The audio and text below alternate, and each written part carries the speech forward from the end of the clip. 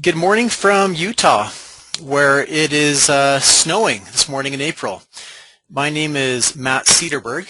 I'm a co-founder and CEO of T-Splines Inc. And I'm pleased to invite you to today's webinar on advanced modeling with T-Splines I for Rhino with Sky Greenawalt. Now, this is something we've been looking forward to for quite a while. Perhaps since the day that Sky phoned us and told us that he had a dog-eared copy of the T-Splines user manual on his nightstand that he read before he went to sleep. During today's webinar, Sky will talk through the technical details of how he modeled the entire body of this Reno racer in T-Splines as a smooth surface with an accuracy of under 5/1000ths of an inch. So before I introduce Sky, let me take a minute to introduce T-Splines. So most of you are probably familiar with T-Splines, but as an introduction, it's the name of both our company, T-Splines Inc., and our technology, T-Splines, which powers add-ins to Rhino and SolidWorks that provide an alternative way to create and edit smooth models. Today, T-Splines is used by designers, architects, jewelry designers, and toy designers to make aesthetically pleasing shapes that can be manufactured and passed downstream to other CAD applications. Many designers treat T-Splines like digital clay, and they'll push and pull on the surface to get beautiful aesthetics. Most users who make nice shapes with T-Splines have no knowledge of the technology that they are using, and they prefer to keep it that way. However, T-Splines is a very powerful technology, and understanding this technology can let you leverage T-Splines, and it becomes not merely a product suitable for concepts or organic surfaces, but a reliable solution for even the most demanding of applications like aircraft design. So today's webinar may feel a little bit like you're back in school as Sky talks about technical items such as star points, T-points, knot intervals, and isocurve drift. Go ahead and please take notes during the presentation and type us any questions that you have. We have some additional T-Splines experts here to answer your questions during the webinar, so you can just type them in on the side of your screen. So with that, let me turn the time over to Sky Greenawalt from School Street Design. Well, thanks, Matt. As you said, yeah, I'm Sky Greenawalt. I run an independent fabrication and design shop here in Santa Cruz, California called School Street Design. I spend about half my time doing CAD design work using primarily T-Splines now, and the other half of my time I spend actually fabricating those parts. So I think that my perspective can be a little unique in that I make all these design decisions, and then I get to spend weeks and weeks living with those design decisions. Primarily, I'm interested in composite fabrication using carbon fiber and fiberglass for the experimental aircraft industry. So what you see right now is the latest project that I'm just finishing up this week. This was a set of custom wingtips for the L-39, which is a Czechoslovakian training jet. And the customer, the bottom picture there, it was a set of hand-shaped wingtips that he had made. And then he called me in to make a digital model of it so that we could mass produce these and make very accurate molds and tools. So the top rendering there is actually the T-Spline model that I made based off of his hand-shaped version, and then the middle there is sort of a middle progress report on the fabrication of that. I should note as well, I guess we didn't put it on the head slide there, but I've just launched a new website called betterlivingthroughcnc.com. You can either spell it out long like that, or there's a shorter URL, which is bltcnc.com. And it's really a wide-ranging site on all of my interests in aviation and technology and Rhino and T-Splines and CAD and CAM. And some of the things that I'm going to talk about, I go into much more in depth on my website. So I'm hoping that after the presentation today, people will go to the website. Now let's go to the next slide, Matt. Okay, so when it comes to designing aircraft, we've got three things, like three sort of major subsections of each airplane that we need to think about conceptually. The first are the flying surfaces, like the wings and the tails, and these are all based off of airfoils. And in order to make a real airplane, one that performs in an expected manner, what we need is to really accurately represent the airfoil sections of those parts of our model. So that's really critical. The next major set of surfaces are these like really smooth, fair shapes like fuselages, cowlings, and wheel pants, and all these things that need to be, certainly shape matters, but shape doesn't matter in the way that it matters on an airfoil. And then the third set of surfaces are really nice high-quality blends between the first two. Now, those of us that are already using T-Splines know that the second and the third set of requirements are exactly where T-Splines excels. But when I started working on this Formula One Reno racer, I didn't really know whether or not you could do really accurate flying surfaces in T-Splines and how you would go about maintaining that accuracy. So that's really the crux of this talk. And while it's aircraft specific, what I'm hoping is that people from other industries that also need to maintain tight tolerances, that they'll get a better understanding of what are the concerns and how should you think about approaching the topology of a T-Splines model where you want to maintain accuracy in certain sections of that model. Okay? Let's talk a little bit really quick about accuracy.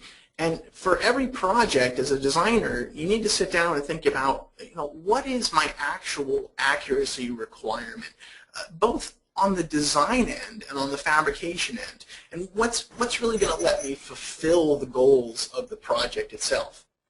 And so, I thought about this, and I thought for this Reno racer, for me, 5,000ths of an inch at the design level is probably more than I can manufacture. That's probably tighter than I can manufacture. So I said, okay, I'm going to try to make a Reno racer where all of my flying surfaces match my airfoil reference file within 5,000ths of an inch. Can I do it? And the short answer is yes, you can. But it really takes some attention to detail, and you need to pay attention to your topology even more than you would in a traditional T-Splines model. Okay, so let's talk a bit about the rules and the theory of T-Splines. And like Matt said, this section might seem a little bit like going to school. So what we're going to do is we're going to read the manual. Like Matt said, I actually did have a copy of the version 2 manual on my bedstand, and I would read it before going to bed at night. So let's go to the page, I believe it's page 52 of the manual. Okay, so this is page 52 of the version 3 manual, and there's a really good section here on the bottom half that talks about star points and where you should place them in your model. And so it says in the second half that place start points on flatter parts of the surface to more predictably obtain an aesthetically pleasing model. Poor locations for star point placement include sharper parts of the model, like creased edges, parts where the curvature changes significantly, or on the edge of an open surface. You'll see in this presentation that you really need to adhere to that. So let's go to the next page. Okay, so I'm not going to read through everything on the right here, but what you have to know is that there's a star point and a T-point rule in T-Splines. And so for those of you that haven't used T-Splines yet, the T-points are what allow you to thin out your topology, to make these blends that aren't overly dense so that you can point edit them. And the star points are what allow you to have sort of surfaces going off in different directions. But what you have to know is that there's a rule in terms of how close your T-points can be to your star points, and they can't be 2 faces or closer. So you need, in order to have a nice, well-behaved model, to keep your star points 3 faces away from your T-points. And one thing that people might not know who are just starting T-Splines is that T-Splines, the software will it'll allow you to violate this rule, but what it's doing is it's automatically inserting edges that you don't see in order to do it. So it's sort of giving you a helping hand, but if you want to do some more advanced stuff and you want to maintain the accuracy of your surface, you can't violate this rule. Let's go on to talk about creases now. So here on page 82 of the manual, crease behavior near star points. The influence of creases produces some undesirable effects near star points. If an edge of a star point is creased, all of the edges going out of the star point will be creased as well, and so will the points up to 3 edges away. Thus, it is recommended to either crease all of the edges of a star point or no edges of the star point. So you'll see how this really plays into the surface modeling concerns along the trailing edges of wings and such. And the last page we have from the manual is the influence of creases. So like all T-splines and their control points, the creased control points influence the surface within a two-face region. This means if only one edge is creased, the next 2 edges of the loop will be partially creased, and the third edge away from the first creased edge will not be creased at all. Now, if I had to go back to a year and a half ago when I started using T-splines, what I would have loved would have been for somebody to tell me, hey, take these 4 pages from the manual. These are the most important 4 pages in the whole manual. Almost everything is secondary to this. Print these out, put them on your wall. If something is doing something funny, if your model isn't doing what you think it should, read these pages, because almost 99% of the time, you violated one of these rules. Okay, so that's the end of our manual section. Now I'm going to switch over to my Rhino here. Okay, here we go. And there. Okay. And Matt, can you just confirm for me really quick that you see my Rhino screen? Yep, you're looking great, Sky. Okay, great. So those are the rules. And now let's talk a little bit about theory. And we're going to talk about something that almost nobody talks about, but is really crucial to maintaining the accuracy of your T-spline surface, and that's knots. And I said this to Matt earlier today, and it took me a while to even conceptually come up with this idea, and it's probably going to take you guys a little bit for it to sink in. But I'm going to say it, and at one point this idea is going to click. The key to maintaining the accuracy of your T-spline model is to indirectly manipulate the knot values. Okay, so I don't expect that to make sense now, but sometime down the road that's going to make sense. Okay, so what are knots? Well, knots are a numerical value associated with every edge of your T-spline. And so the best way to think about it is that each isocurve is like a rope, or is like a piece of string, and that the knot value associated with each edge is like a local tension value. And so what T-splines does with knots is that if you have a face here, the knot value here has to be equal to the knot value here, and likewise here to here. And what T-splines wants is for those knots to be equal to 1. And so a lot of you, when you make models and you have star points, what you notice is that things get all kind of bunched up and weird around the star point until you go up to utility and you set TS make uniform.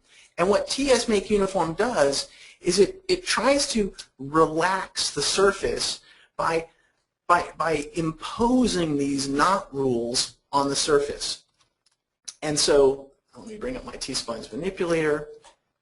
And so what I've done is I've made this little conceptual test example here. So what we're going to do later in this presentation is we're actually going to make the T-tail that you see on the Reno racer. But so what I want you to imagine right now is that this little 90-degree section here is the vertical and horizontal stabilizer of this T-tail, and they're joined together. And what we see here is that this is a nice, orderly model. I'm switching it between smooth and boxy mode. It's doing what you would expect. Well, let's go over to these examples here where I'm leading by counter example. This one, instead of having this nice orderly bridge across the gap or the blend between the two, what I've done is I've intentionally messed it up and mismatched this stuff. And what you see when I toggle between smooth and boxy is that the ISO curves are shifting laterally here, and it's doing it unpredictably across the whole model. So even though in boxy mode, these are equidistant, when I switch into smooth mode, you can see that they snap around. Now, this is a problem that I've termed ISO curve drift. And what you need to do to maintain your accuracy is to eliminate or minimize ISO curve drift as much as you can. So really quick, I had Tom Finnegan actually spit out what the knot values are for all of these edges. And I know it's a little hard to look at all these dots, but you can see on the correct method here that all of my knot values are 1. And that's why when I switch between smooth and boxy, I don't get any ISO curve drift. Now on this sort of improper example here, what you can see is that you see how the knot value here is 1.3 and these are 0.66. Well, so the sum of these two needs to be equal to this. So, and then this has to equal this, and so on. And so when you look at, if this was just conceptually an airfoil, you've got all these different knot values here, and you can see this is what's causing your ISO curve drift. I've run make uniform on this surface, and here it is beforehand.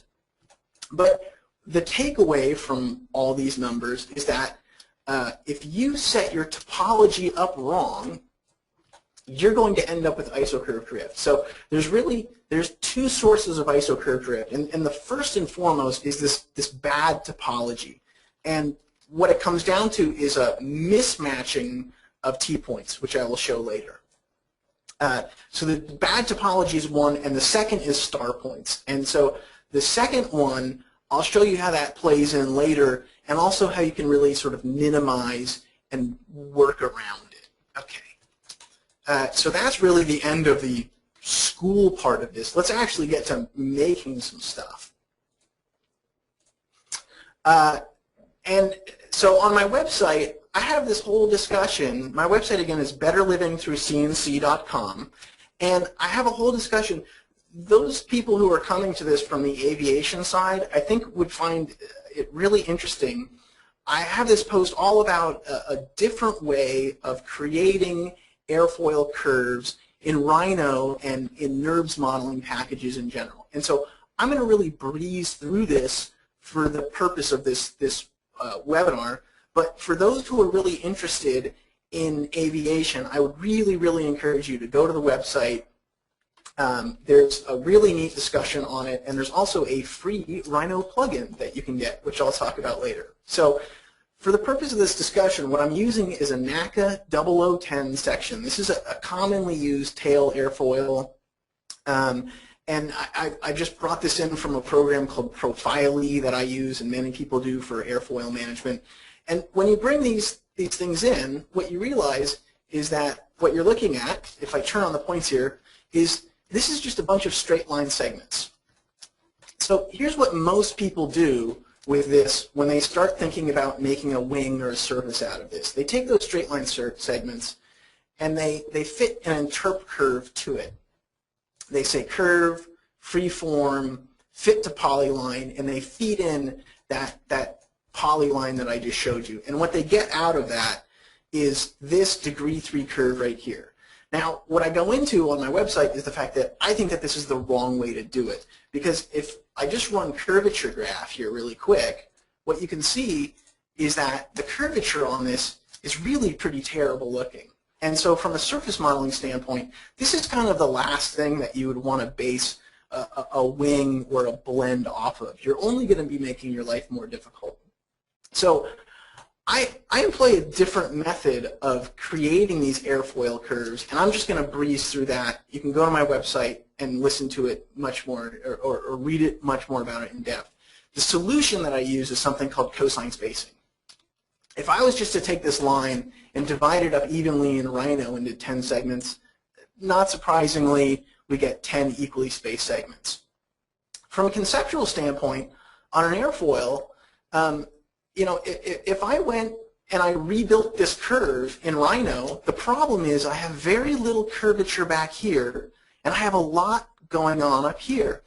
And so if I use the Rhino rebuild command, what I end up with is I end up with an even control point spacing. And so I have too many control points back here in order to satisfy my accuracy requirements up here. So what I do is I cosine space my airfoils. So conceptually speaking, this is a cosine spaced line segment.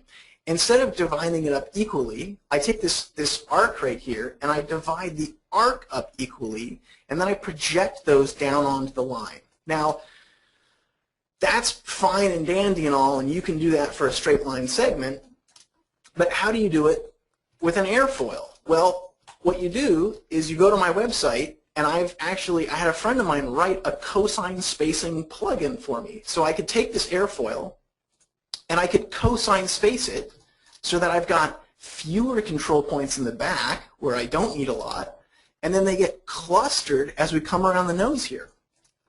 And so what I get from that is I get this really nice fitted curve that has far fewer points. And let's just take a look at our curvature graph real quick.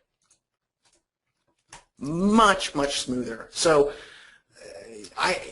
something like this is going to make it far easier to make our smooth secondary surfaces, our blends and whatnot. So what we're doing here is really just setting ourselves up for success.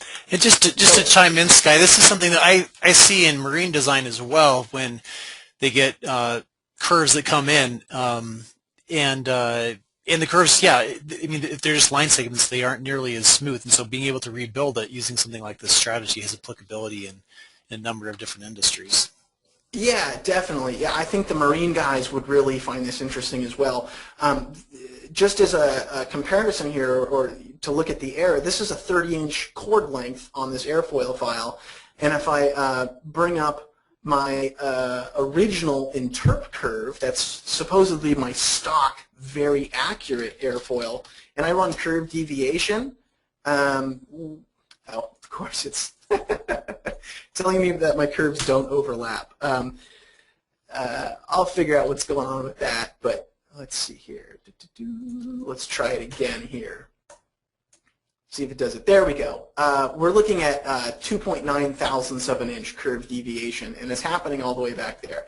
So this rebuild, this cosine spaced rebuild of my airfoil is certainly within my accuracy requirements of my stated accuracy requirements at the top.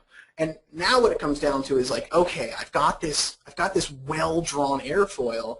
How do I actually now mate that to other surfaces so that I maintain that accuracy? So for a T-spline, what we do is we take this nice smooth curve, we extract the control polygon out of it. Oh, let me delete this. So here's our control polygon, which just is a straight line polygon that runs through all of our control points. And we can take this and we can just alt extrude. We have our surface. So this is the start of like a wing or a tail. Now there's one thing, or really two things that we can do with this real quick. The trailing edge is not welded together, the points there. So we're going to weld these and weld those.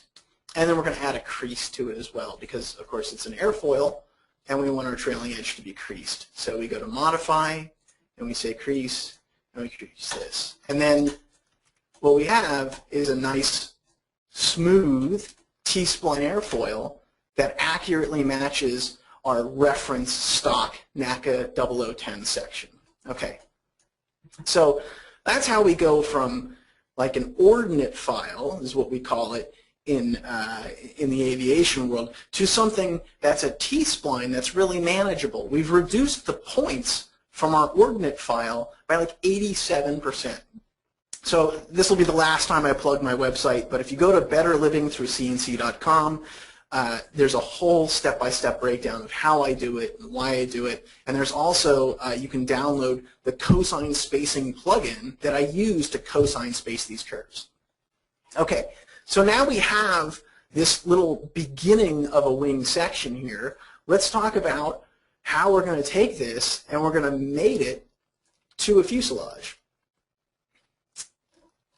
Okay, so what I do is I took that section and I just rotated it. And here's what's really cool for the people that haven't used T-Splines yet. You can sort of create these starter surfaces, like from where you're going to start your design like this, and really just start to push and pull and drag them around, and you can change the size of your cord here. This is something that I should mention. Because you want to maintain the accuracy of your section, you need to make sure that you don't scale it in a way that destroys the relationship of that airfoil, the accuracy of it. And so in this case, if I was to just scale using this manipulator, it would only make my airfoil thicker, which may be what I want to do, but probably not. If I was only to scale in this direction, it would only make the cord bigger.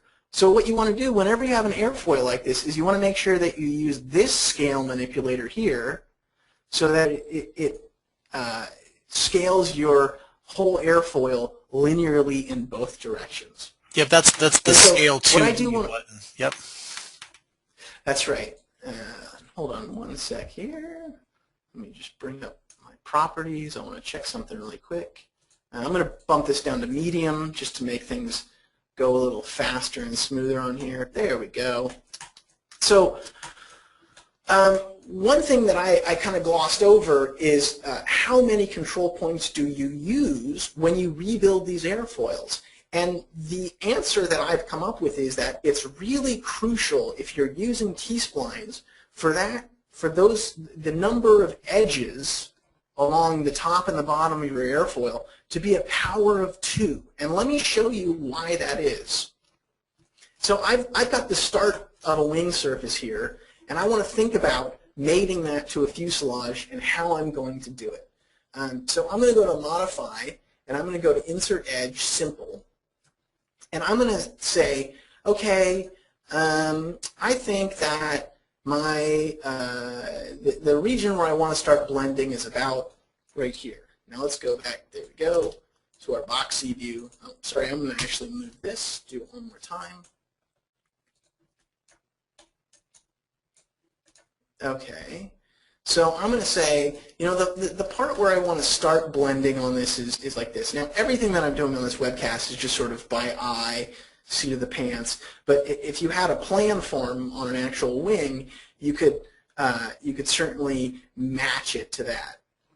Now, when we go back to thinking about our T-point to star point rule, I know that by joining this wing to a fuselage, there's no way that I'm going to be able to do it without star points. And I don't want to have all of these isocurves going across my fuselage and into my blends, because the whole, you know, one of the real beauties of T-splines is that I can thin out the topology in the areas where I want these blends so that the blend itself is so easily point editable. And so I know that I'm going to have a star point somewhere where it joins, and I know that I want to use T-points. And so what I know is that I need more faces here so that I don't violate the T-point star point rule that we talked about. So what I'm going to do is I'm going to go back to Insert Edge Simple, and I'm going to put 2 more edges in here, and I'm going to evenly space them like this. Okay, so now I know I've got 3 faces between where I'm going to start thinning my topology out and where I'm going to have star points. So I'm setting myself up for success down the road. Now let me show you how I actually thin this out.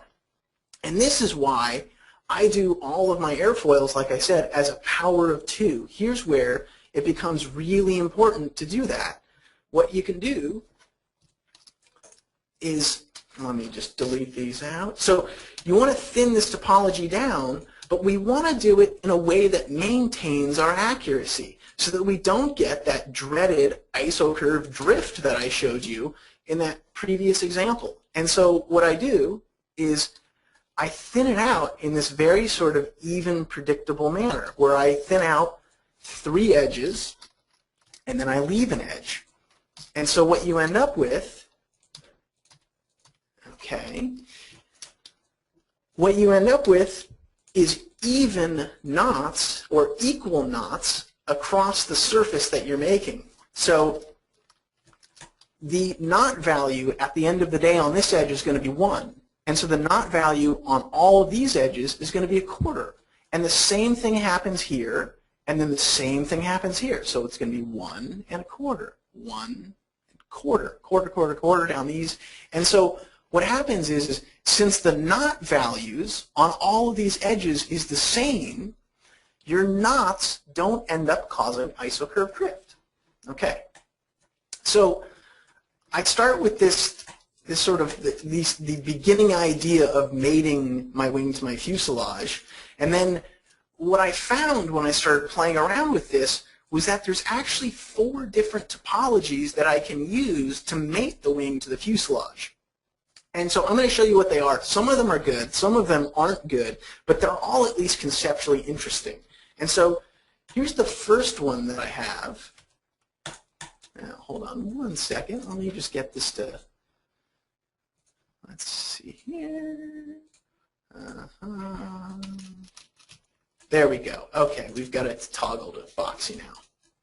Okay, so this is the first topology, and what you find when you start really diving in deep on T-splines is that you use this edit layout button a lot, and this is up in the utility. It's this little T-star icon here, and this lets you really analyze your surface. So you start using this all the time.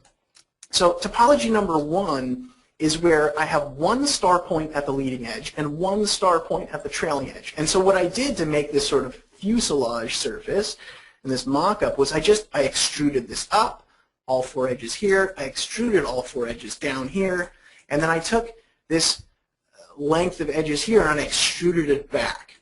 Now, this is actually not a good topology, and the reason why is that I find that from a practical standpoint, it's very difficult to achieve the type of shape that I want along the trailing edge.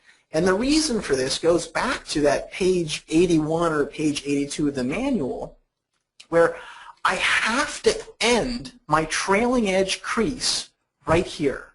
Because if I don't, what happens is that that trailing edge crease travels into my star point, and then it radiates out in every direction that goes into that star point, and it looks really, really silly. Okay, so while this certainly, quote-unquote, works, it's not the type of topology that I would use. And so the next topology that I'm going to show you is what I came up with to solve this problem. So again, let's go back and let's look at our layout. And what you can see is that while we've got 1 star point at the leading edge here, we have 2 at the trailing edge. And the way that I accomplished this is actually kind of ridiculously simple. All I did was I took this edge here and this one here that used to be oriented horizontally, and I oriented them vertically. And what that does is it bends the topology around, it twists it, and it forces the star points to be here and here instead of here.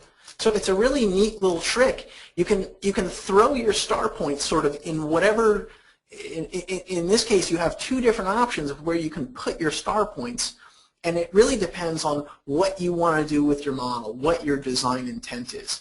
And so when I toggle this now to smooth mode, what you can see is that I get something that much, much more looks like a really nice trailing edge crease fade into my fuselage here. And so for me, this was like a really big revelation that, oh, there's different ways that I can set up these star points, and they can help me in terms of how I want to model my aircraft structure. Now, the third topology, not surprisingly, is one that has 2 star points at the front and 1 at the rear. Now, we've already discussed why the single rear star point is not a good topology, so let's skip that one and go on to the last one, which has, of course, 2 at the front and 2 at the rear. And what's really kind of neat about this topology is when you start making these wings, you have to start thinking about, like, well, what kind of a hole do I have to cut in my fuselage in order to mate the topology of the wing to the topology of my fuselage? Look at how simple this topology is. It's a 2x2 rectangle. And so if you can cut a 2x2 rectangle in your fuselage using this approach that I've outlined here, you can mate this wing to your fuselage very easily. And then what you end up with is this kind of high quality blend. I didn't spend a lot of time point editing this particular one, but you have very, very few isocurves and very few points to sort of pull and prod and shape this into whatever kind of a blend you want it to look like. Okay, so that's the end of how we actually mate that to a wing to a fuselage. Now let's go on to the section where we're going to build the T-tail that you see in my Reno Racer conceptual model, and then I'm going to show you how we actually did maintain the accuracy of that section. So what I'm going to start with is, again, another example of what not to do. And so there's certain parts of this, for me, that I find are very teachable, that are certainly linear in thought, and then there's parts of T-splines which, for me, really boil down to trial and error. And so what you should know is that I've got a folder on my computer here with something like 25 versions of this tail. And some are good, and some are bad, and they're all explorations in topology. It's really all about figuring out with T-splines what topology will allow the type of structure that you want, both aesthetically and in terms of accuracy in our case. And so this tail that you're looking at here was actually the file where I called up Matt and Tom and said, I think there's something funny going on here, because when I toggle this into smooth mode, what I noticed is I'm getting all sorts of weird snapping of my isocurves. And this was where I really sort of came up with the term isocurve drift and started really thinking about what was it that was causing isocurve drift in this tail. And what it all comes down to is it's this junction here between the horizontal and the vertical. And what you can see is that here on the vertical, I've got one T-point. And here on the horizontal, I've got two. And so what this is doing is, since the knot value of like this line here is 1, then the knot value of all these edges has to be a third. But the knot value of these edges needs to be a quarter.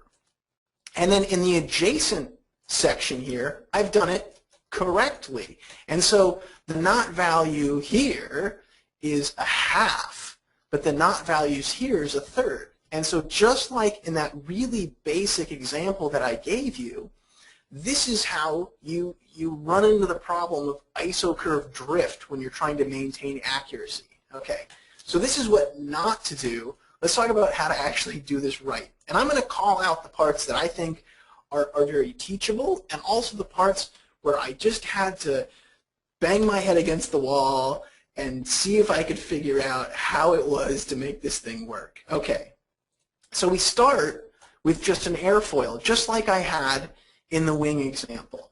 And what I did, because this is a tail, is I made a horizontal and a vertical, and I spent a bunch of time sort of looking at it and thinking about it. And here's something that's really nice about the version 3 of T-Spline, is that you can actually enforce symmetry in multiple planes.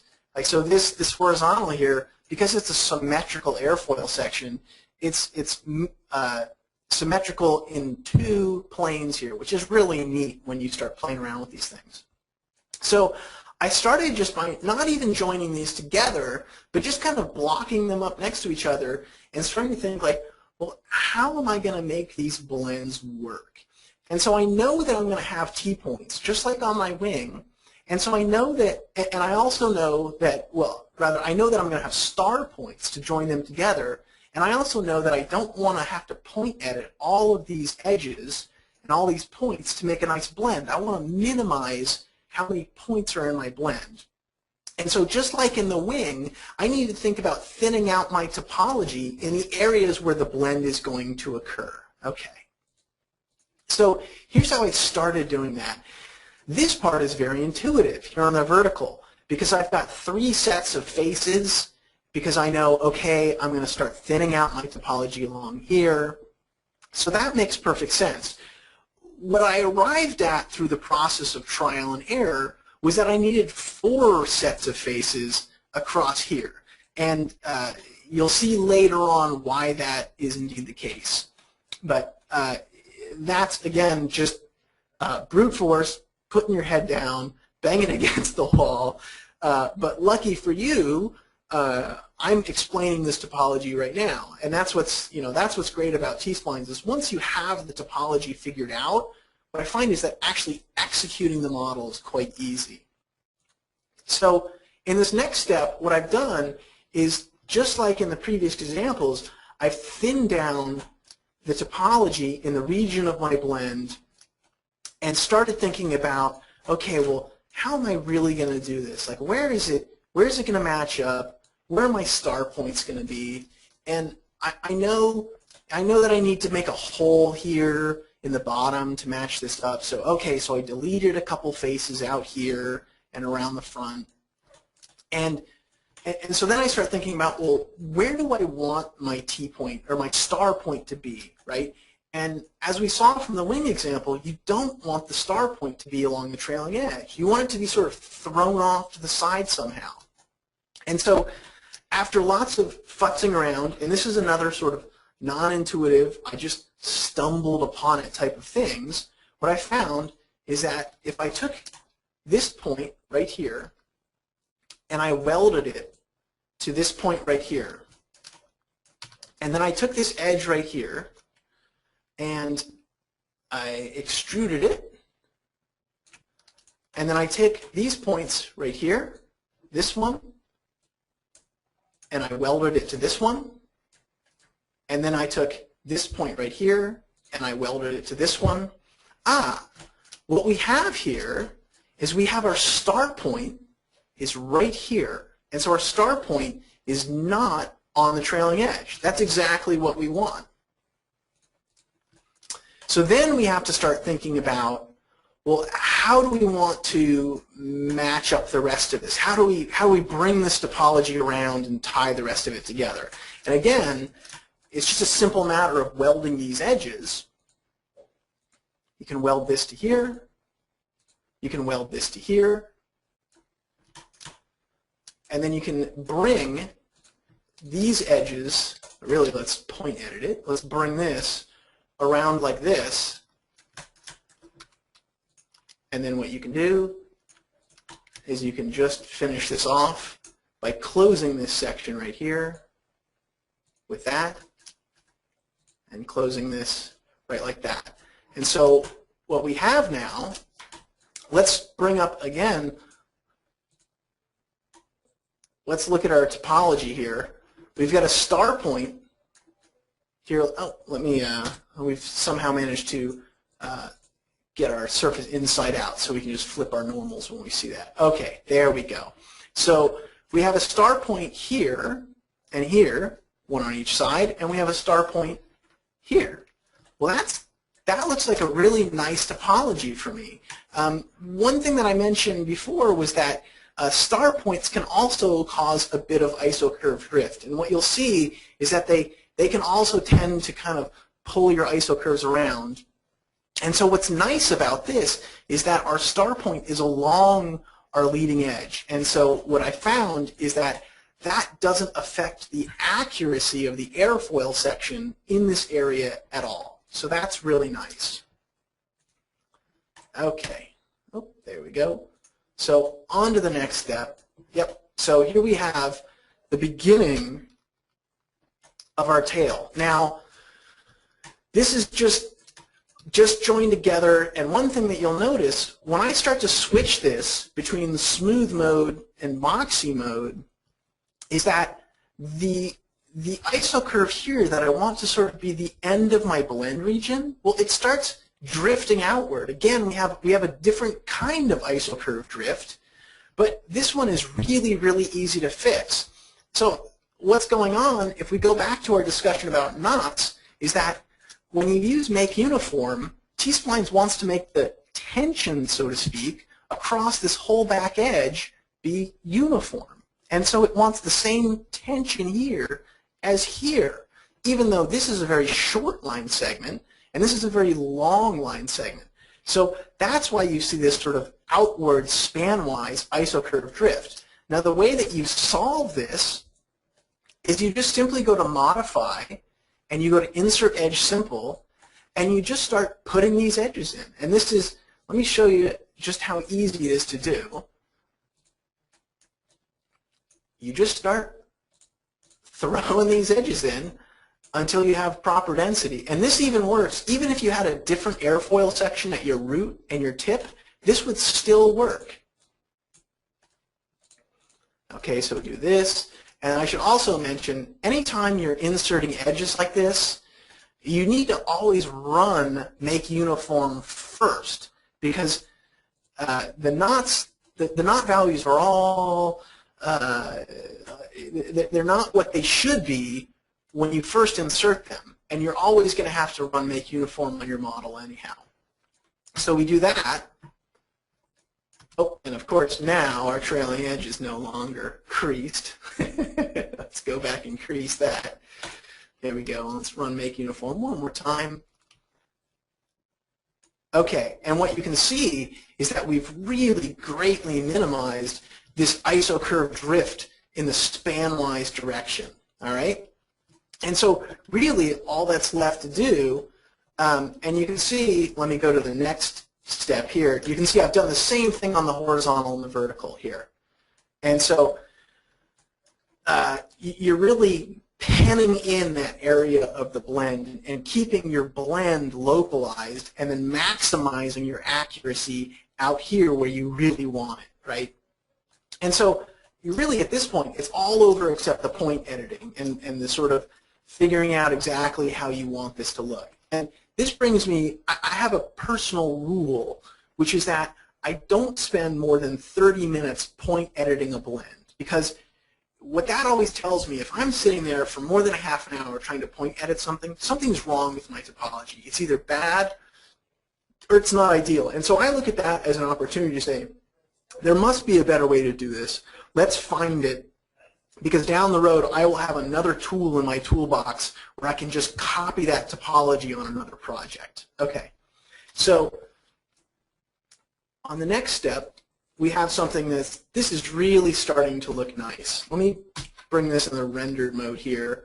This is really, you know, this is why I get so excited about T-Splines. We've got this really great, cool, swoopy looking junction between our horizontal and our vertical, and everything is one surface. Everything's integrated. It's really, really cool. We've got this beautiful trailing edge crease fade here at the back.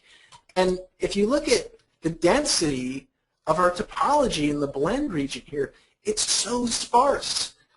We could certainly, if we wanted to, we could say put more isocurves in here. I don't personally feel the need to on this model. But you know, we've got 32 points going around this thing, and when you get down to it, you've got 4 sets of edges blended between the two. And so it's just so cool. So this is almost exactly where I want it to be. But you know, one thing that I noticed was that my trailing edge here, this sort of crisp hard edge, that's not really what I'm looking for. I want sort of like a more rounded trailing edge on it. Part of my idea with this tail was that I would be able to make the elevator as a one piece, and that's why I've got the stabilizer and the elevator sort of set back from the rudder. And so let's make this be a nice curve. Well, I can't get rid of these points in here to thin it out, or else I'm going to end up, you know, violating my T-points or my star points, or I'm going to get isocurve drift. So let me show you like a really quick and dirty method for creating, oh, sorry, one second here, for creating a a nice blend here whenever you've got lots of points and you need to quickly and easily line them into something that's nice. Here's what I do. I draw a line between this point here, where I want to start this blend, and this edge right here. Okay, let's turn this off. And then what I do is I bring up the Rhino blend curve function, and I blend these curves. And in this case, I'm going to use curvature. And then what I do is I say curve, point object, divide curve by number of segments. And the number of segments that I use is the number of segments that I have in my T-spline. In this point, it's 8. Okay. And then what I do is I use these points. Oh, sorry, one moment. For some reason, I'm having trouble toggling between smooth and boxy, but there we go.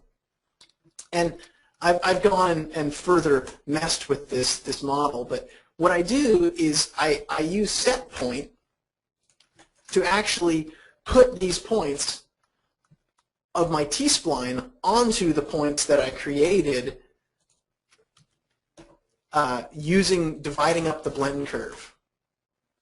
And what I find is that this is like a really quick and easy way of getting like 95% of the way there when you have these kind of big sections that you need to span and you can't thin the topology out. I find that this is a really, really useful trick. You can see I just, in a matter of seconds there, was able to enforce a nice curve on this trailing edge. I find myself using this trick all the time.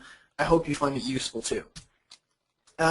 So the last thing, so we get down to it, and yeah, we've got this pretty thing, and it looks cool, but if we haven't actually met our stated goal of maintaining the accuracy that we're looking for, then all we've got is a pretty picture in the computer and not something that we would actually commit to building in the real world. So let's see how we did. What I did was I made some planes, and I then went up to curve and curve from objects, intersection, and I created curves that were the intersection of my T-spline model and these planes. And let me show you what those are. So those are all these black curves here. I pulled out these airfoil sections. And then what I did was I went back to my NACA 0010 interp curve, my reference, what I'm using for my reference accuracy, and I brought that in, and I took it and I used transform, orient, 2 points with the scale set to yes, and I scaled my NACA 0010 reference section onto the extracted geometry of my tail surface. And then all you have to do is run curve deviation. And it says select curves to test, and I select these two, and lo and behold, we have 1.8 thousandths of an inch of deviation between our T-spline model and our NACA 0010 section. I'll take that. That's way less than I was even shooting for. Let's look at this one. Well, since the chord here gets smaller, the error gets even smaller, 1.3 thousandths of an inch. Same thing on the tail section here. Let's see what these look like. 1.1 thousandths of an inch is our maximum deviation. And lastly, 8/10 thousandths of an inch is our maximum deviation. So what I've just shown you, it might take a while for all of the concepts and the ideas to soak in, but it's totally possible to create an accurate flying surface in T-splines and to utilize the power of T-splines to thin down that topology, to make these beautiful blends so that you can transition them easily to your fuselages and all your secondary surfaces. So with that, I think we're just about out of time. Matt, are you still there? Yeah, great work, Sky. Yeah, let me just take it back and conclude, and then we'll have some time for some questions. So, okay, sure. Yeah, I just want to say big thanks to Sky for preparing that presentation and for sharing just a lot of secrets that help both with modeling in T-Splines and just modeling fair surfaces in general with other programs. Really appreciate Sky taking the time to share all that. Again, here's Sky's website. As Matt said, yeah, the same approach can be applied to really anybody looking to make smooth, fair surfaces. Yeah. Sorry, Matt, you go on. Hey, no, that's great. So here's Sky's website, betterlivingthroughcnc.com.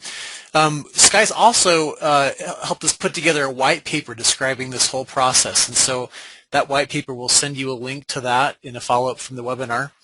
And again, to learn more about T-Splines III for Rhino, you can just come to our website, tsplines.com. With that, let's see if we have any questions.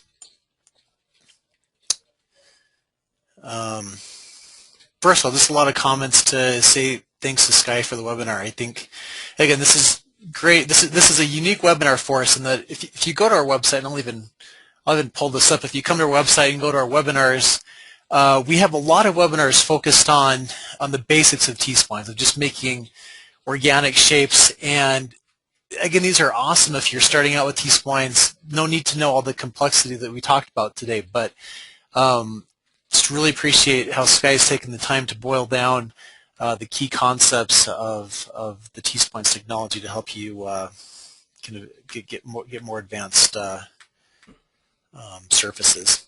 So here's some questions for Sky. Did you round trip to airflow analysis? I will be doing, I think that the question is related to computational fluid dynamics, and I will be running computational fluid dynamics on this model, and something that I'll be talking about in the coming weeks on my website is how I'm actually going to be exporting the geometry from this model into the computational fluid dynamics package that I use, which is Peter Garrison's or Aerologic's CMark and Postmark package. I've actually come up with a really neat way of exporting these. I haven't done that yet. I'm still in the conceptual phase on this, but that certainly, of course, is part of the design phase. Really, what I was focused on up until about 2 months ago was just how to do it. Okay, let's see. Here's a question. Please re-explain how Sky smoothed the rear of the stabilizer. Oh, okay. Yeah, I think that's pointing to the sort of the blend curve trick that I do. So let me show that again. And so what I do, okay, and am I back on the air here? Not quite. Okay. Just go ahead and show your. Like, there you yes. Go. Okay, great. So what I do, let me go back one step here where I don't like it. Okay, there we go. So I draw a line, and I draw this line just between the last segment of the part that I like on either side here. Okay, so I take that, and then I'm going to hide my model for a second. So I've got these curves here, and these curves represent the last 2 control points in the part of my model that I do like, right? That I don't really want to blend. And so what I do is I run the Rhino blend curve function, and I create a curve that's a nice blend of these 2 curves. And then what I do is I go to curve, point object, divide curve by number of segments. And it says select curves to divide. I select just this blend. You'll notice when you look at how I ran the blend function, I did not join the blend to the input geometry that I was feeding into it. So it says select curves to divide. It's just this one, just this blend one. Number of segments is 8 because I have, let's see if I can toggle this on, right? I have 1, 2, 3, 4, 8 segments in the section that I'm trying to smooth out, okay? And then I hit enter, and so I've got these points now, and it stands to reason that if I orient my control points where these points are, well, I'm going to end up with something that's pretty nice and smooth. So let's go and do that, right? So let's zoom in here, and okay, let's select point mode. There we go. So we're going to take these points, and we're going to run the Rhino set point command. And we're going to just snap them onto the points. And we're in verts mode. Where'd my verts go? Let's see here. Let's see, maybe. Okay, my verts just vanished there for a second. Okay, let's run the set point again and bring it onto this point. And then all we have to do is just keep using set point until we put them on there.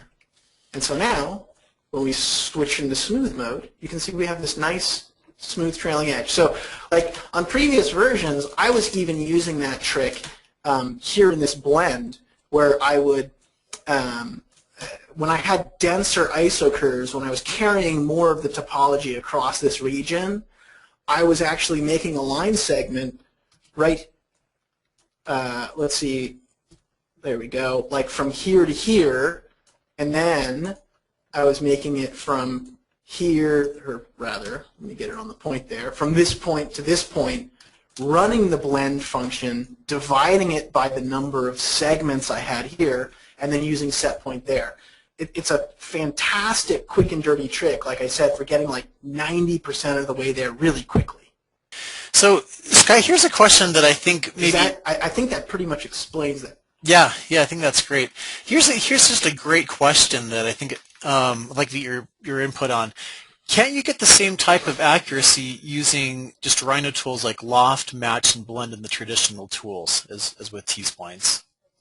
Well, okay. I would encourage people to read the white paper that you mentioned at the beginning of the webinar.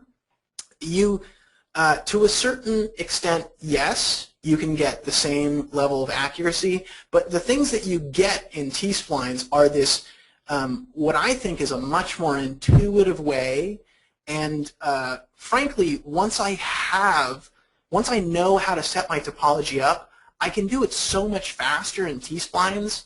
And you know, there's a lot of people, there's some people out there that will say, oh, well, you can do it the same way. You know, some things like this beautiful trailing edge crease along the back end here, I suppose that theoretically you could do it in Rhino, but I can't. But I can do it in T-Splines. So the other thing that you get with T-Splines is since this model is one single integrated surface, if I need to make a change to one part of my model, the problem that I run into in NURBS is that anything that touches a changed surface has to be redefined again. And so you end up just iterating back and forth and back and forth. So what I would say is whether or not theoretically it's possible to create this same surface using Rhino commands, it's just a better way of doing it in T-Splines. I won't, like after that L39 wingtip that you guys saw at the beginning of the webcast, that was the moment where I went, wow, this is it. I'm not going back to making anything in straight Rhino commands. Let's see. Other questions. Some questions about the manual pages that Sky was referencing. We'll include links to all those in the email that we send to follow you up. Sky, could you throw a zebra on the model? Yeah, sure. Okay. And this one, I haven't really point edited this one into oblivion just yet, but let me throw a zebra on it. There we go.